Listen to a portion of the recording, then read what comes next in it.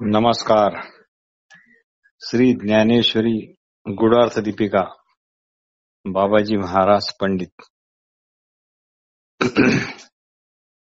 आपण भाग 73 बघत आहोत. मागच्या भागात आपण पाहिले की अनायसे स्वर्ग प्राप्ती जरी झाली किंवा वाघाने भक्ष्य म्हणून आपल्यावर उडी मारली तरी दोन्ही वेळा ज्ञानी माणसाची बुद्धी स्थिरच राहते, ढळत नाही. मेलेले परत जन्मत नाही, जळालेले बी परत उगवत नाही आणि सूर्याच्या घरी वाती जाळून प्रकाश केला जात नाही. सूर्याला रात्र आणि दिवस नाहीत. आकाश 6 ऋतूत जसेच्या तसे असते, असाच गुणातीत ज्ञानी असतो. तो ज्ञानाच्या 7व्या तुर्यगा या भूमिकेतच दंग असतो. अहमवृत्तीत जे चैतन्य प्रतिबिंबित होते ते चिदाभास म्हणून ओळखल्या जाते. ही अहमवृत्ती आपल्या ठिकाणी आहे आणि ती नित्य स्फुरत आहे. तिचे ब्रह्मचैतन्याशी ऐक्य झाले की अमुक तमुक अशी संकुचित अहमवृत्ती अहम ब्रह्मास्मी या मूळच्या ज्ञानात परिवर्तित होते, परिणाम पावते. व असा ज्ञानी पुरुष मग केवळ साक्षी राहून तिन्ही गुणांच्या पार राहतो, म्हणजेच असंग राहतो. पण हे जाणणे सुद्धा म्हणजे आपले असंगत्व हे पण सात्विक बुद्धीच मुळे होत आहे. म्हणजे इथे खरा अर्थाने गुणातीतता येत नाही. गुणातीतता अपुरी पडते. मग यावर उपाय काय? तर याकरता सभोवती पसरलेले विश्व, जे आपण शब्द रस नाद स्पर्श गंध इत्यादी पंच ज्ञानेंद्रियांनी जे या चालू क्षणीच अनुभवत आहोत, ते आत्माकार वृत्तीने आपणच आहोत याचा दृढ अनुभव घेणे हे पंच ज्ञानेंद्रियाने मिळत असलेले ज्ञान जसे आहे तसे ग्रहण करणे, म्हणजे मूळ स्वरूपात ग्रहण करणे. आणि इंद्रियांना हे इंद्रिय भोग अशी आज्ञा न करणे, हे जमले तर गुणातीतता पूर्णावस्थेला जाते. रत्नावरील तेज व रत्न दोन्ही एकच आहेत, तसे हे शुद्ध सगुण स्वरूप आणि पूर्ण ब्रह्म हे एकच आहे, असा दृढबोध म्हणजे गुणातीतता होय. यालाच गुलाबराव महाराज अनध्यस्त विवर्त म्हणतात. आत्मज्ञानाने परब्रह्माच्या जसा आत नामरूपरहित असा निर्गुण अनुभव आला की तोच अनुभव बाहेर पण सगुण साकार रूपाने म्हणजे रत्नावरच्या किळेप्रमाणे पसरलेला आहे असा अनुभव येतो. आणि अर्थात निर्गुण स्वरूपाला सोडून कधीच राहत नाही. पाण्याहून पातळपणा अलग करता येत नाही. पातळपणा म्हणजेच पाणी, अवकाश म्हणजेच आकाश एकच. गोडी आणि साखर एकच, यांना वेगळे करता येत नाही. ज्वाला आणि भडकलेला अग्नी यांना वेगळे करता येत नाही. कमल म्हणजेच उमललेल्या पाकळ्या, यांना सुद्धा अलग अलग करता येत नाही. बीज म्हणजेच वृक्ष, डहाळ्या, फळे, फुले. चंद्रबिंबाचा प्रकाशाचा आनंद घेण्याकरता चंद्रबिंब सोलावे लागत नाही, कारण त्यावर साल नसतेच. तसे अर्जुना, संपूर्ण विश्व म्हणजे मीच आहे, अर्थात तू पण तसाच आहे, तत्वमसी. तैसे विश्व येणे नावे, हे मीची पै आगवे, घेई चंद्रबिंब सोलावे न लगे जेवी. तात्पर्य, परब्रह्माहून जगताचा भिन्न वस्तुत्वाची उत्पत्ती स्थिती लय अशी जड विनाशी तत्वादी अज्ञानजन्य भ्रांत कल्पना गेली की जीव जगत आपल्या सगट केवळ सच्चिदानंद स्वरूपच आहे याचा स्पष्ट बोध होतो. थिजले घट्ट तूप हे सदैव तूपच असते. पातळ झाले तरी तूपच, घट्ट असले तरी तूपच. अंगठी, कंगन इत्यादी अलंकार दोन्ही आकाराने भिन्न असले तरी सुवर्ण म्हणून एकच आहे. कपड्याची घडी न उकलताच लक्षात येते की अरे हे तर केवळ सूतच सूत आहे. घट पंटी ही मुळात मातीच. त्याप्रमाणे अर्जुना, सर्व विश्वाचा लय करून माझे स्वरूप ग्रहण करण्याची आवश्यकता नाही. विश्व असतानाच केवळ विश्वाच्या वस्तुत्वाची आणि सत्यत्वाची कल्पना सोडून दिली की नामरूपासह संपूर्ण विश्व मीच आहे अर्थात आणि तू पण तसाच आहेस. अशा प्रकारे अभेदाने मला जाणणे यालाच अव्यभिचारी भक्ती असे म्हणतात किंवा वेदांताच्या भाषेत याला अन्वय ज्ञान असे म्हणतात. माझ्याहून दुसऱ्या पदार्थाचे अस्तित्व मांडणे आणि त्याचे सत्यत्व हिरिरीने मांडणे ही भेद प्रतीती असून हाच व्यभिचार होय. म्हणून विश्वपण जावे मग तै माते घेवावे तैसा नव्हे आघवा सकटची मी. समुद्रावर उठलेला लहान मोठा तरंग समुद्राहून कधीच निराळा राहत नाही, समुद्रच असतो. त्याप्रमाणे तू माझ्याहून निराळा आहे असे अर्जुना तू कधीच मानू नको. हो का तरंग लहान परी सिंधू नाही भिन्न, म्हणून ऐसे नि बा समरसे दृष्टी जय उल्लासे भक्ती पै ऐसे आम्ही म्हणो. अभेद प्रेम दृष्टीलाच भक्ती म्हणता येते. केवळ ऐक्याच्या जाणीवेला भक्ती म्हणता येत नाही. तर सगुण म्हणजे सभोवती पसरलेले पंच ज्ञानेंद्रियांनी अनुभवलेल्या जाणारे सगुण विश्वाविषयी पण आत्मवेत प्रेम असणे म्हणजेच भक्ती होय. आता पुढे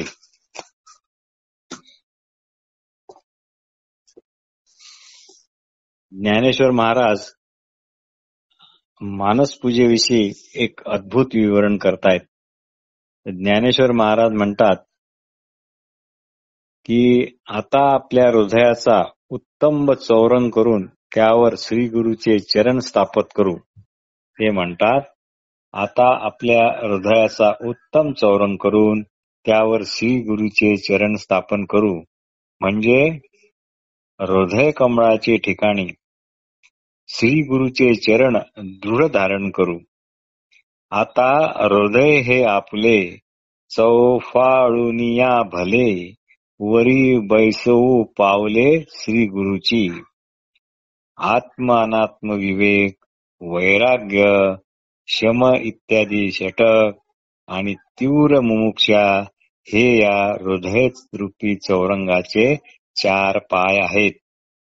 शम म्हणजे परमार्थाला विरोध करणाऱ्या विषयापासून मनाला आवरणे. शम म्हणजे परमार्थाला विरोध करणाऱ्या विषयापासून मनाला आवरणे. दम म्हणजे इंद्रिय निग्रह. श्रद्धा म्हणजे जीव ब्रह्म ऐक्य विद्येचा उपदेश करणारे श्री गुरु आणि वेदांत वाक्य यांच्यावर अढळ विश्वास म्हणजेच सत्याविषयी बुद्धीत झालेला पक्का निश्चय. श्रद्धा म्हणजे जीव ब्रह्मैक्य विद्येचा उपदेश करणारे श्री गुरु व वेदांत वाक्य यांच्यावर अढळ विश्वास म्हणजेच सत्याविषयी बुद्धीत झालेला पक्का निश्चय. उपरम म्हणजे संन्यास. बाह्य विषयापासून पूर्णपणे अंतर्मुखता. उपरम म्हणजे संन्यास, बाह्य विषयापासून पूर्णपणे अंतर्मुखता, पण प्रापंचिक कर्तव्ये चोख पाळून प्रपंचाविषयी आसक्ती नसणे. तितिक्षा म्हणजे देहाचे रोग इत्यादी आणि परिस्थितीचे नैराश्य इत्यादी आघात सहन करताना कोणालाही दोष न देता ते सहन करणे. तितिक्षा म्हणजे देहाचे रोग इत्यादीने आणि परिस्थितीचे नैराश्य इत्यादीने जे आघात होतात ते सहन करताना कोणालाही दोष न देता ते सहन करणे. आणि शेवटी समाधान म्हणजे प्राप्त अनुकूल किंवा प्रतिकूल परिस्थितीत मनस्थिती स्थिर ठेवणे. समाधान म्हणजे प्राप्त अनुकूल किंवा प्रतिकूल परिस्थितीत मनस्थिती स्थिर ठेवणे. आत्मस्वरूपाच्या ठिकाणी वृत्ती पूर्णपणे स्थिर ठेवणे व आपल्या मूळच्या स्थितीत सहज सतत राहण्याची तीव्र इच्छा म्हणजेच मुमुक्षुत्व होय. या चौरंगाच्या चार पायाच्या अभावी विषयाच्या ज्ञानामुळे श्री गुरुचे चरण हृदयात दृढ धरले जात नाहीत. असो, भेद नाहीसा करून ऐक्यभावाच्या अंजुळीत सर्व इंद्रियांच्या फुललेल्या कळ्या भरून त्या चरण्यावर अर्ध देऊ, म्हणजे सर्व इंद्रियांना एकवटून त्याचे व्यापार अनन्य भावाने त्यांच्या करताच कर्तृत्व भोक्तृत्व सोडून समर्पण भावनेने करू. ऐक्य भावाची अंजुळी सर्वेंद्रिय कुडमुळी भरून या पुष्पंजुळी अर्ध देऊ. अशा अनन्यरूपी उदकाने धुवून शुद्ध झालेली एक गुरुचरण निष्ठा हेच जणू चंदन गंधाने माखलेली बोट, त्यानेच गुरुचरण सुशोभित करू. विषय कामनेचा निश्चेष त्याग केला असता बुद्धी शुद्ध सात्विक आणि भगवदाकार होते. यालाच चंदनाचे बोट असे म्हणतात. प्रेमरूपी सोन्याचे पैंजण गुरुच्या सुकुमार चरणात लेवू. प्रबळ झालेल्या एकनिष्ठ प्रेमाच्या दोन उत्तम अंगठ्या दोन्ही चरणाच्या दोन्ही बोटात घालू. आनंदरूप सुगंधाने पूर्ण भरलेली जी अष्टसात्विक भावांची कळी उमलली तेच अष्टदश कमळ त्यावर ठेवू, त्यावर वाहू. मग त्या ठिकाणी अहंतारूप धूप जाळू. मी नाही व सर्व एक श्री गुरुच आहेत या अद्वैत बुद्धिरूप दीपाने चरणाची आरती करू. आणि शेवटी गुरु प्रेमापोटी साक्षीत्व ही सोडून देऊन समरस भावनेने श्री गुरुचे चरण पोटाशी कवटाळून धरू. म्हणजे जीव मुळात पूर्ण परब्रह्म स्वरूपच असून अहंतेमुळे निराळा झाला आहे. म्हणून अहम जाळला पाहिजे. म्हणून अहंतारूपी धूप जाळला गेला. तेथ अहम हा धूप जाळू, नाहम तेजे ओवाळू, साम्यरसे पोटाळू निरंतर. मी ब्रह्म आहे या निरिध्यासनाने ऐक्य अनुभवून अलग करणाऱ्या अहमभावाचा उदय होऊ न देणे याला अहम चा धूप जाळणे असे म्हणतात. अहमभाव ही एक अंतःकरणाची क्षुद्र वृत्ती होय. अहमभाव ही एक अंतःकरणाची क्षुद्र वृत्ती होय. मी म्हणजे विशिष्ट व्यक्ती, अमुक तमुक अशी जाणीव. विमल ब्रह्मावर मी आहे ही अहमवृत्ती उठली की सृष्टीच्या निर्मितीला सुरुवात झालीच म्हणून समजा. मलिन अहंकाराच्या आवरणामुळे जीव वस्तुता ब्रह्म असूनही स्वतःला वेगळा अमुक तमुक मानू लागला. सांख्य मतानुसार त्रिगुणात्मक अहंकारापासूनच ज्ञानेंद्रिये, कर्मेंद्रिये, पंचतन्मात्रा निर्माण झाल्या व त्यातून पंचमहाभूतात्मक सर्व सृष्टीची निर्मिती झाली. योग वासिष्ठ ग्रंथात अहंकाराचे तुच्छ, शुभ आणि परम असे 3 प्रकार सांगितले आहेत. तुच्छ अहंकार म्हणजे मी स्थूल देह आहे. शुभ अहंकार म्हणजे मी सूक्ष्म देह आहे. परम अहंकार म्हणजे मी ब्रह्म आहे.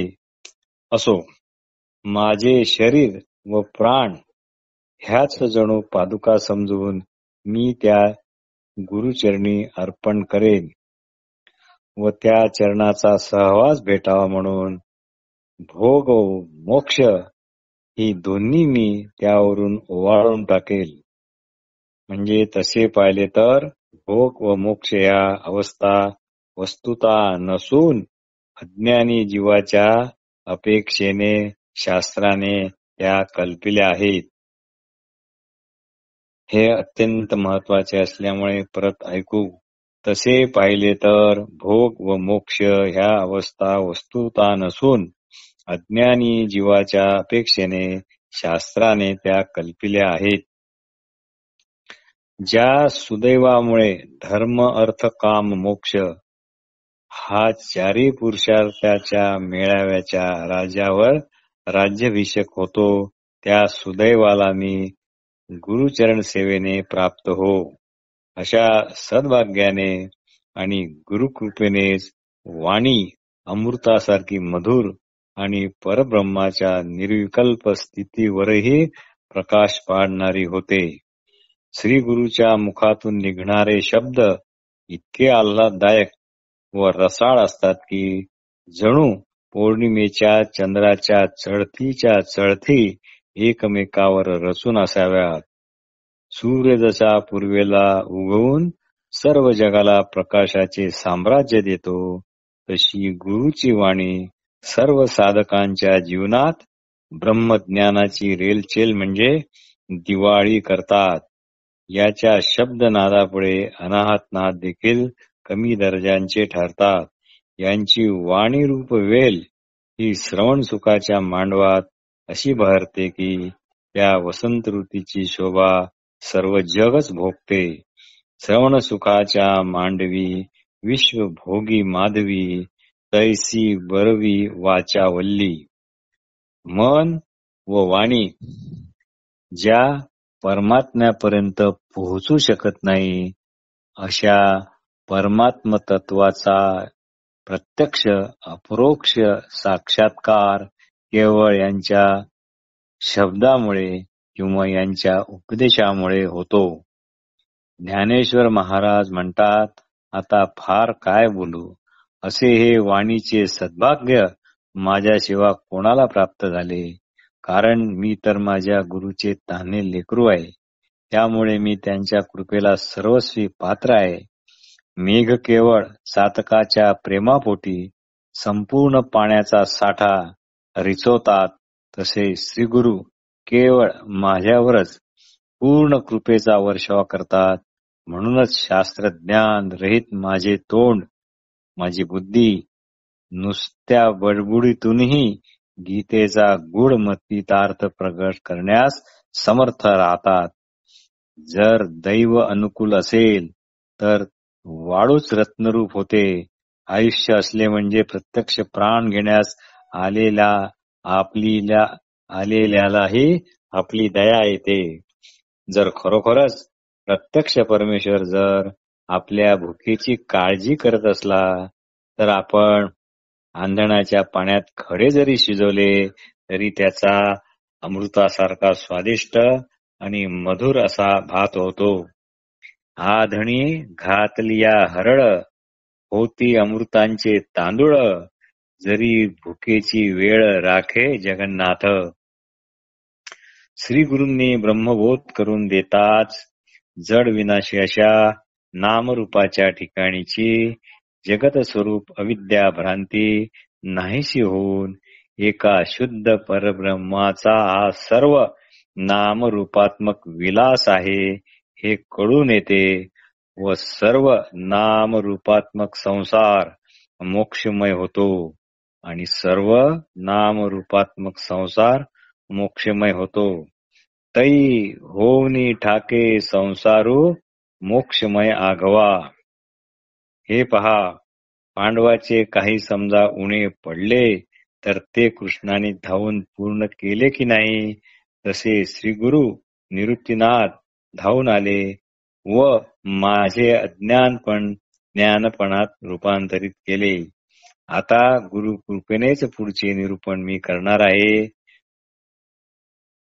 आतापर्यंत जे सांगितले त्याचा सारांश असा होता की ज्याला आत्मज्ञान प्राप्त झाले तोच खरा मुक्त होऊ शकतो. डोळस माणसाला सूर्याचा प्रकाश उपयोगी पडतो. त्याप्रमाणे ज्ञानीच मुक्त होऊ शकतो, पण वैराग्या वाचून ब्रह्मज्ञान चित्तात दृढ ठसू शकत नाही. आता हे वैराग्य अंतःकरणात कसे ठसेल? स्वयंपाकात विष कालवले आहे हे कळले तर जेवणारा जसा ताट सोडून जातो, त्याप्रमाणे या सर्व संसाराची अनित्यता किंवा क्षणभंगुरता मनात पक्की ठसली की वैराग्य हाकलून जरी दिले तरी ते आपला पिच्छा सोडत नाही, मागे मागे येतेच. तसे पाहिले तर एखादे झाड आपण मुळासकट उपटले तर मुळे सुकू लागतात, संपूर्ण वृक्ष पण हळूहळू सुकतो. पण हा संसार वृक्ष तसा नाही. संसार मिथ्या ठरवून आत्मस्वरूपाचे ठिकाणी अहम स्थिर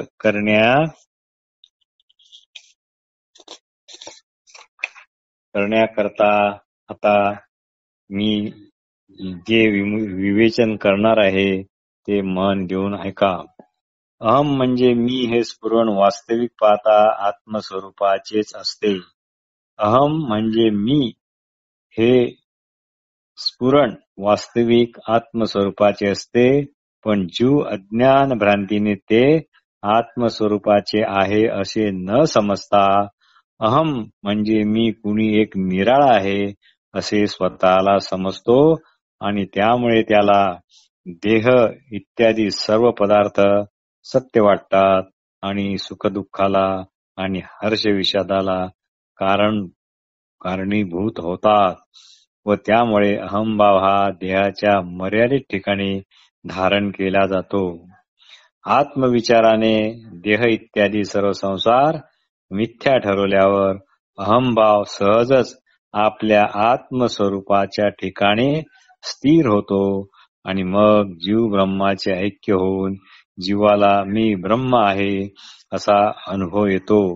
जास्त काटेकोरपणे सांगायचे झाल्यास अहम म्हणजे मी हे स्फुरण जो आत्मस्वरूपाचे आहे हे विसरून असतो त्यालाच जीव म्हणतात व ज्ञानामुळे मी जे माझे व्यक्तिगत अशा वृत्तीरूप अहमला कवटाळतो तो मिथ्या असून ब्रह्मस्वरूपाचाच आहे हे जो समजतो तो म्हणजे ज्ञानी.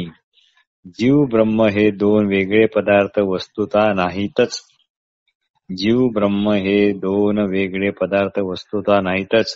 एक असतो तेव्हा अर्थात दुसरा नसतो. एक असतो तेव्हा अर्थात दुसरा नसतो. भाषेची असमर्थता आहे. काय करावे असो. आता पुढचे लक्षपूर्वक ऐका. तरी महानंद समुद्र जो पूर्ण पौर्णिमा चंद्र तो द्वारिकेचा नरेंद्र ऐसे म्हणे. ज्ञानेश्वर महाराजांनी इथे श्रीकृष्णाला महानंद समुद्राची उपमा देऊन पाणी व कल्लोळ या अनध्यस्त विवर्ताची आठवण करून देऊन विवर्त दशेतही ब्रह्माची पूर्णता कायम राहून अमर्यादिता इत्यादी गुण हे आहेत तसेच राहतात हेच सुचविले आहे.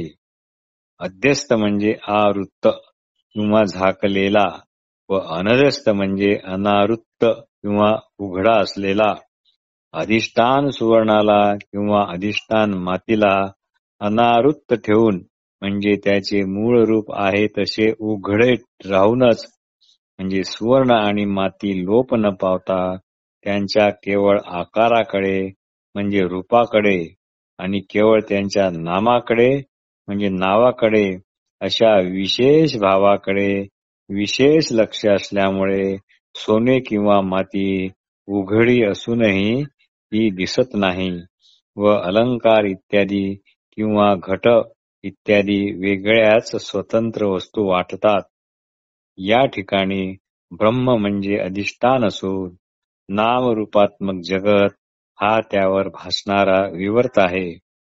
पण जेव्हा नामरूपात्मक प्रत्यय हा त्रिगुणात्मक मायारहित सच्चिदानंद रूप पृथक पृथक न वाटता एकसंग साकार वाटतो तेव्हा तो ब्रह्म या अधिष्ठानाला न झाकणारा असतो. म्हणजेच अनध्यस्त विवर्त रूप असतो. यालाच ज्ञानेश्वर महाराज चिद्विलासवाद म्हणतात. या ठिकाणी नामरूपात्मक जगताविषयी उपेक्षा भाव नसतो, तर आत्मवत वृत्ती असते असो. अर्जुना, आपण आपल्या आत्मस्वरूपाकडे यावयास जर निघालो तर जणू हा जगताचा भास आपल्याला प्रतिबिंब करत असतो. नामरूपात्मक जगताविषयीची सत्यबुद्धी स्फुरत असल्यामुळे ती ब्रह्मविचाराने उत्पन्न होणाऱ्या ब्रह्मसत्यम जगन्मिथ्या या बुद्धीला स्थिर राहू देत नाही. अर्जुना, हे अपार जग संसार नसून बळावलेला एक महान वृक्ष आहे असे जाण. पण हा वृक्ष इतर वृक्षासारखा खाली मुळे आणि वर ढाळ्या असा नसून त्याचे खरे स्वरूप कोणालाही जाणता येत नाही. तो हा जगदंबरू नोहे एथ संसारू, हा जाणीजे महातरू थांबला असे. परी येरा रुखा सारिका, तळी मुळे वरी शाखा, तैसा नोहे म्हणून लेखा, न येची कवणा. येथे ज्ञानेश्वर महाराजांनी याला खाली मुळे व वर शाखा नाहीत असे सांगून संसार वृक्ष हा केवळ काल्पनिक आणि भ्रमजन्य आहे हेच सुचवले आहे. नमस्कार.